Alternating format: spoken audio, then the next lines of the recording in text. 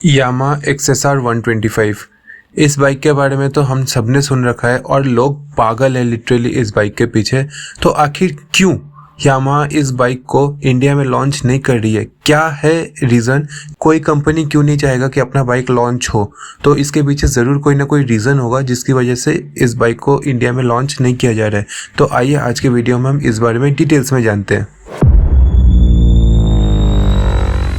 यामा का sports motorcycle platform में यामा के पास मोस्ट पॉपुलर R15 है जो कि फेयर स्पोर्ट्स सेगमेंट में आता है, MT15 है जो कि स्ट्रीट नेकेड सेगमेंट में आता है, एंड सिर्फ इतना ही नहीं, इसके बाद एक और फैमिली मेंबर है दैट इज XSR जो कि रेट्रो सेगमेंट में आता है। In fact this engine platform has gone to the extreme of spawning an off-roader under the name of WR155. If that is not all, Yamaha also has developed few scooters using this very engine. उसमें से एक है Yamaha Aerox और दूसरा है NMAX, जिसके ऊपर भी मैंने अलग अलग वीडियोस बना रखा है डेडिकेटेड, आप चाहे तो देख सकते हैं, लिंक नीचे डिस्क्रिप्शन में होगा। Out of this all bikes only R15 और MT15 को इंडिया में बहुत ज़्यादा पॉपुलैरिटी मिला, एज वेल एज एयरॉक्स को भी मिला है, वाइल WR155 को उतना ज़्यादा नहीं मिला popularity. Enthusiasts here have been waiting for XSR 155 for a long time now. Instead Yamaha ने अपने XSR जैसे ही एक मोटरसाइकिल प्लेटफॉर्म को लॉन्च किया इंडिया में, दैट इज FZ प्लेटफॉर्म, जिसमें आपको FZX मिलता है स्पेशली इन इंडिया। हालांकि उसके परफॉर्मेंस में बहुत बड़ा डिफरेंस है। Yamaha does not share the individual numbers of 150cc FZ motorcycles and hence we will never know how much is the X doing in isolation। जब company ने already एक bike बना रखा है XSR के नाम पे और बना बनाया मॉडल सिर्फ इंडिया में उसको लॉन्च करना है, कंपनी इतना सा भी तकलीफ क्यों नहीं उठा पा रही है कि इस बाइक को लॉन्च करे इंडिया में, क्योंकि अलग से तो कोई बाइक इसको बनानी नहीं है। तो इसके बारे में भी हमने डिटेल्स में पता किया। तो सबसे पहला पॉइंट आता है हमारे सेल्स के पॉइंट ऑफ व्यू से। R15 और MT15 फाइनेंशियल ईयर 2022-2023 में इस दो मोटरसाइकिल्स ने लगभग 1.18 लाख यूनिट्स का सेल किया है इंडिया में, which is an average of almost 10,000 units a month. This number increased to almost 1.9 lakh units in financial year 2023, inferring an average of whopping 16,000 units a month. Remember, we are talking about 150cc motorcycles that cost about लगभग 2 lakhs on road और मोर। इतना price होने के बावजूद ये numbers यहाँ तक पहुँच चुके हैं। और FZ प्लेटफॉर्म की अगर बात करते हैं तो टोटल 1.94 लाख यूनिट्स सेल हुआ है, which means both this platforms had a difference of about 4,000 units only.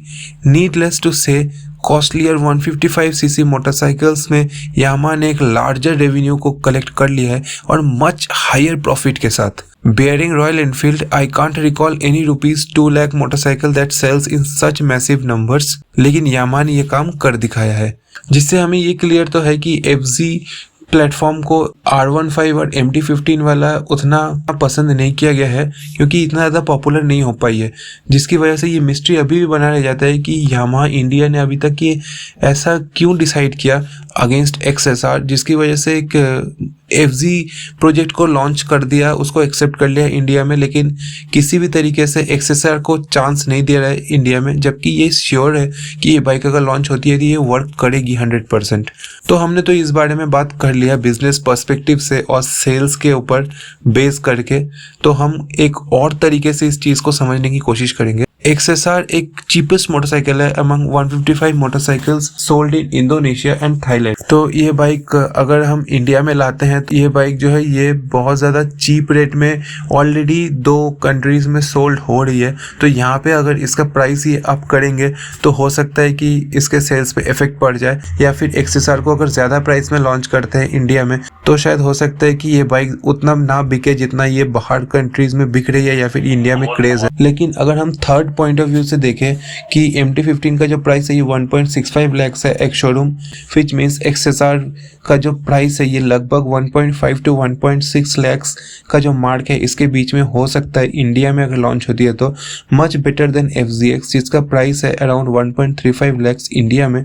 तो ये बहुत ज़्यादा ऑब्वियस है कि कंपनी को इस बाइक को इंडिया में लॉन्च करना चाहिए, लेकिन समहाउ कंपनी से लॉन्च नहीं कर रही है, क्योंकि कोई भी बाइक लॉन्च करने के लिए बहुत सारे गवर्नमेंट नॉर्म्स फॉलो करते हुए हमें एक कंपनी अपने बाइक को लॉन्च करती है। तो इंडिया में हो सकता है उस वजह से कोई दिक्कत आ रही हो, या फिर ये भी हो सकता है कि कंपनी अपने MT-15 एंड FZX के ऊपर ऑलरेडी जो इन्वेस्टमेंट कंपनी ने कर रखा है, इस इन्वेस्टमेंट को, ताकि FZX पे जो इन्वेस्टमेंट है वो इन्वेस्टमेंट ना डूब जाए, उस इन्वेस्टमेंट में कोई प्रॉब्लम ना आए, इस वजह से हो सकता है कि XSR को लॉन्च नहीं कर रही है। जो FZX है, इस बाइक का सारे यूनिट सेल हो जाते हैं, सारा प्रॉफिट एंड पैसे का जो है वो ख़त्म हो जाता है।